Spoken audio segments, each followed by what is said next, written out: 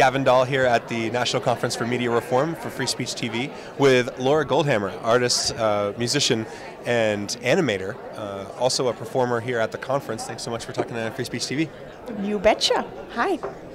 So I'm a big fan of your music, and I was so excited to get to sit down with you. What attracted you to being part of this conference? Well, I was asked to be a part of it, and I got excited about it. I've been collaborating with Jamie Laurie from Flowbots. Johnny Five, rather, is his stage name. And I've always been sort of, I guess, engaged and personally interested in various things in terms of political activism and media and independent media and the necessity of that sort of expression that's outside of mass culture. But I don't engage all the time on an activist level, but I live my life, I guess, as a work of just active shaping of what I can see as a good way to live a human life. Expression. I mean, I feel like you're such a multi-dimensional, multifaceted artist. I've had a lot of people say to me, like, who's this Laura Goldhamer? Like, they saw you on Thursday night at the kind of kickoff party for the conference, and we're just blown away by not only your performance, but also your animation and sort of this sense of this DIY aesthetic. So where does that come out of? I mean, you start with a song and then create the animations to go with it? Mostly, yeah. Actually, exclusively.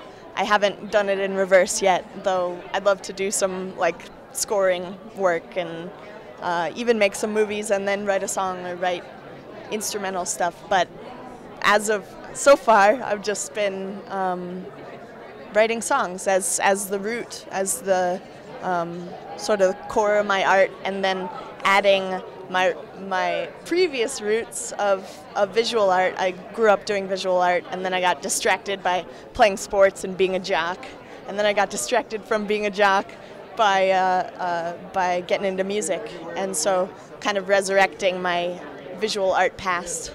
So I'm thinking of potential young viewers out there who, if they saw your animations and music and heard your music, might get inspired to do something like that themselves. How do you get started? Cheap gear, low budget, do it yourself? Mm-hmm. Well, I started off with a video camera, just a little JVC digital video camera, and I just pressed start, stop, and then I moved something, start, stop, draw a little bit more on the page, start, stop, and that was like the frame, and then I'd get my hand involved and get my body into it so that people could actually see that they can do it, that it's made by hand, and that I mean, that was a big part of some of my early art, and as the stop motion as it continues, it's like I want to make it clear that people can do it themselves. They can make these things, and it's accessible. Well, it's inspiring and so creative. It seems like also you are not someone who shies away from messages. I mean, you have music that is certainly poetic and really interesting in terms of the instrumentation. I want to ask you about, you teach banjo, right? Correct. But so talk a little bit about your the idea of putting a message out. I mean, it's performance. It's also having some kind of having stage fright. Yeah. Well, I was telling you earlier that sometimes I call my music edgy children's music. I also call it hippie rap sometimes. Some people just call it avant folk. But edgy children's music, I think a lot of my songs have sort of very clear and deliberate morals or messages, and a lot of the times I get really carried away in performance by just explaining those morals before I sing the song or exploring them afterwards or whatever. But yeah, I guess your question was about kids resonating with it.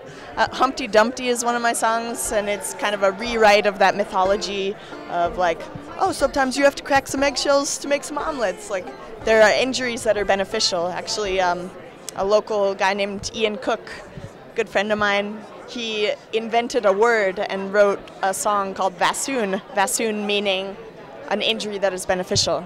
And so I started thinking about that in the context of Humpty Dumpty, and then that saying, you have to crack some eggshells to make some omelets, sometimes something that seems bad actually turns out to be a beneficial thing.